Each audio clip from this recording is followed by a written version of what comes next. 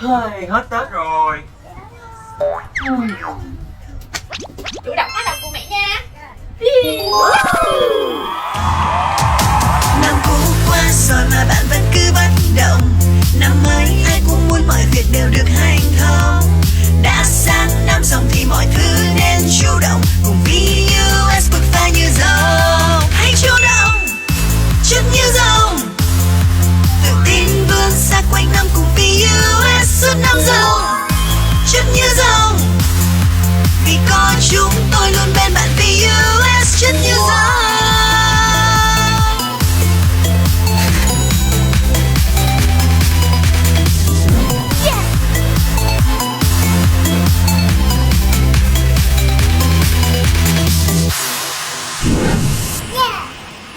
Cùng VUS đi nhảy hát rồng. Chủ động nắm bắt